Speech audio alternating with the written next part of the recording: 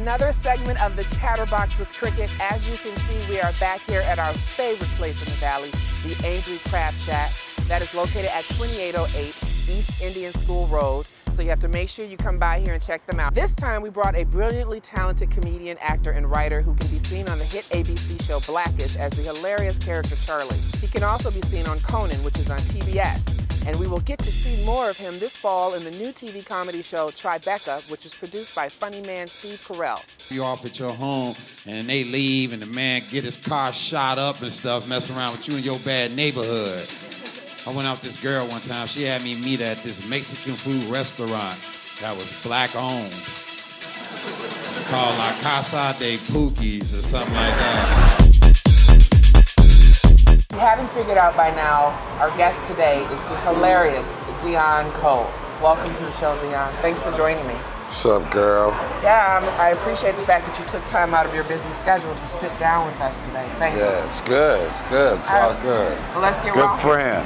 Yes, good friend. Proud of you. Thank you, dear. Yes. All right, so you have been in comedy for over 20 years. Yeah. How did you get started? A friend bet me to go on stage, bet me $50 to go on stage or whatever, so I took him up on the bet and I went on stage. You had no trepidation? You weren't scared? Nah. I hate when people say a word and then explain it like I don't know what it means or something. Like I'm stupid or something, right? Like, no, but anyway. What up? Yeah, you wasn't scared? Like, no. Yeah, I was nervous. You know, I didn't know what was gonna happen, but you know, you don't know who you are on this planet Earth until you do it. You gotta try everything out, you know, and I just was one of the people that was like, I'll try it and see, and I had no idea that's what it was. So was there like a high that you felt after that first time up on stage? Was there something in your mind that clicked and said, oh my God, this is what I want to do for the rest of my life? Yeah, as soon as I was done, I was sitting there like, okay, this is why I'm on this earth. I was like, thank you, thank you God, I finally found out why I'm on this earth. And so then after that, the hustle began to just get more and more comedy work. It wasn't even about work, it was just about making more people laugh, like making people laugh. That's what the goal was. It was back then. It wasn't about money, it wasn't about fame, it wasn't about none of that. It was about making people laugh. Like that's what it was about then. You were about what, 19 when you started? I was thinking, no, I was about 21. About 21, 22. When your friend made that bet, was it when you were away at college for that 1 year? I always wanted to ask you that. Was it in Chicago that you started, or was it when you went away to college for that 1 year? I know, this is weird because we good friends and it's weird that we talking like this right now, like we don't know this. But anyway, yes it was. I got kicked out of college, got chased out of college. No, I didn't know you got kicked out of college. Yeah, they chased me and Chris out of college. Chris is one of his best friends, by the way. Chris chased us out of college and was shooting at us. No. And we had to transfer schools, and we went to another school. Then they stole all our stuff out of our dorm room. They took everything, clothes, dreams, they took everything. Were they just hating on you guys because you guys were the pretty boys on campus? Because Chris is a pretty boy. Chris is a pretty yellow boy. And then you're a pretty brown boy. I mean, you know, I don't know. You don't know? I have no idea. We just, haters are gonna be everywhere. No, no, I don't know what it was. It was crazy, though. It was, I don't know. I want to fast forward a little bit. I want to know, weren't you the first recipient of the Robin Harris Most Original Comic Award from BET? Yeah, BET had an award show, and they recognized me for being the most original comic, yep. How was that? I remember when you got the award. I remember how proud you were of the award, but I want you to tell me. It was good, it was great. It was a turning point in my career that, you know, made me go, okay, I think I know what I'm doing. I think this is going on the right path. And, you know, as long as I don't, my whole thing was I didn't want to get a catch name and a catchphrase and be this hot phenomenon and then wouldn't last later on. You know, me and Common, the rapper. We made a bet way back in the day where we was just like, man, we just gonna stay original and stay on our course, and don't try to go for the gold and the fame off top. If we just go stay who we are, followers will begin to gravitate to us, and we'll become these underground, like not phenoms, but we'll be these underground people that everybody loved. And that's what happened. We were like really under the radar, and then once all that other, BS fell to the wayside, bullshit fell to the wayside, people start recognizing the audiences became smarter. And so as they became smarter and I stayed on a course, we couldn't help but clash. And that's what happened, I believe. I want to go back again now. So like when you were in high school, were you a class clown? No. You weren't? Were you No. like a serious dude? Did you get good grades? I was great. I had great grades. I wasn't like an A student, but I wasn't failing either. Yeah, I was like B. I was like B, C dude all day long. But it wasn't never funny at all. And you know how when we're kids, we have dreams of becoming, I don't know, I wanted to be an astronaut. So like, what did you want to be when you were growing up? Did you have any aspirations to be like a firefighter or anything? No, I wanted to be a psychiatrist. Wait, you wanted to be a psychiatrist? Yeah, I went to school for that. That's what I was in school for before they would start shooting at us. Now I start thinking, why are they shooting at us right now? Yeah, I was analyzing. Why are these people shooting at us right now? But yeah, it was.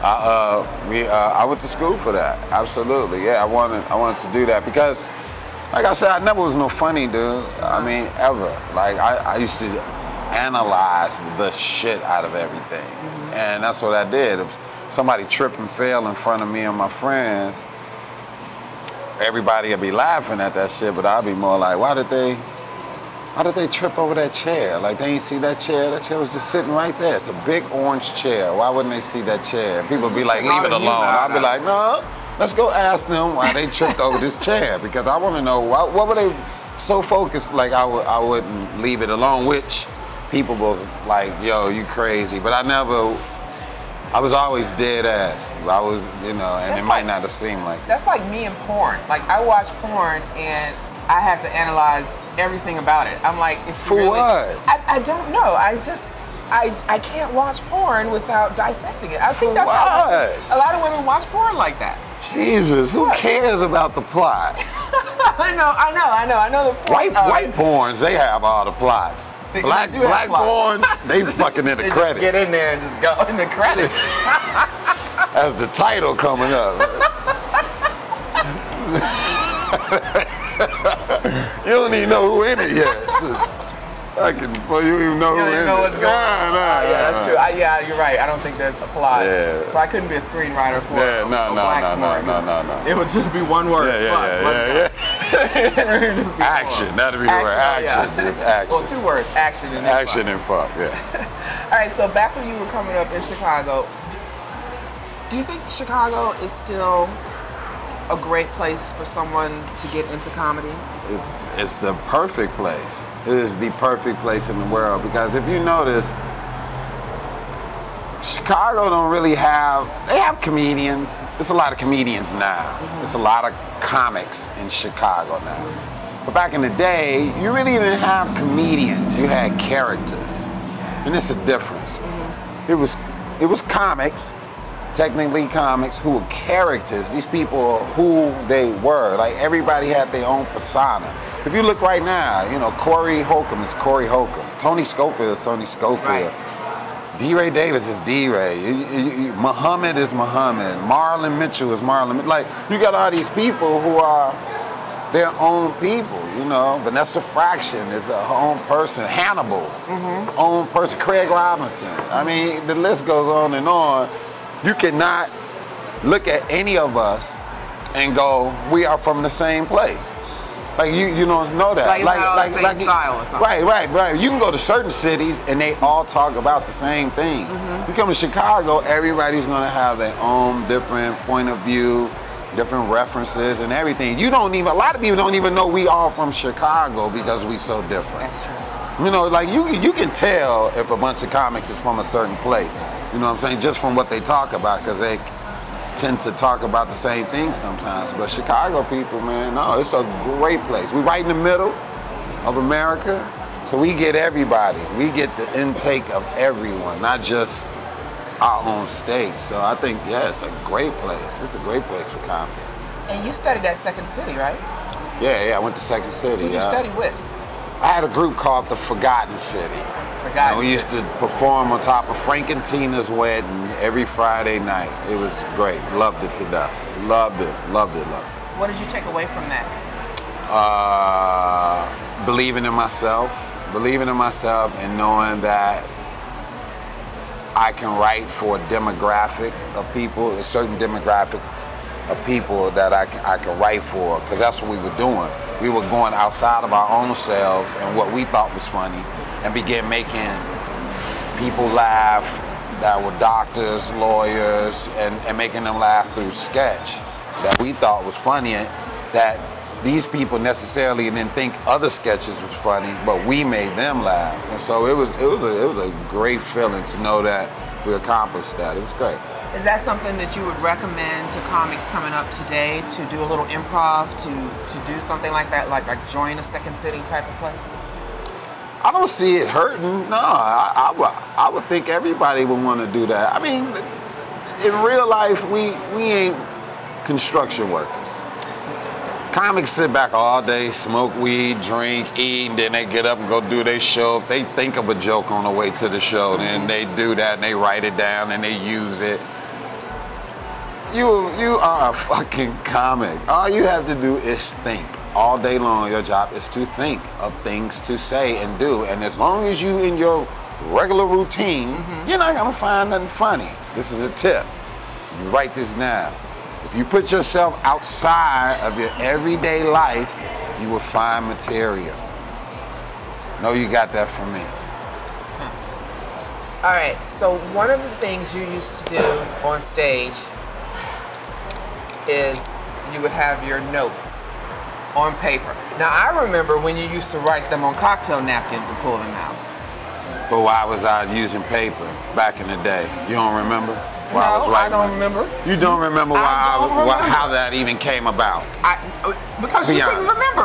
Why? But why couldn't I remember? Because you were smoking and drinking. Thank you. So it was something that I had to do. Right. It wasn't just like. It wasn't just like I was just using a prop. I needed that shit. Right. Because I could not remember a goddamn thing I was doing on stage, and people thought it was a routine. Yeah. And so I just kept doing it, and I still do it. I just can't do it during long sets because it gets repetitious. So I have to do it every now and then in spurts and stuff. You changed it up a little bit. Now you use your iPhone. I know, but it ain't the same. It ain't the same. It ain't the same. And so I wonder if your eyesight's stronger. Can you see it? Like I'm having trouble like reading the phone close up and far away. No, I know I do have a problem. I do have a problem. But I can read it. I can read it. I just have to tune the audience out for a minute and really focus on it, and I see it and I'm good. But yeah, I see it.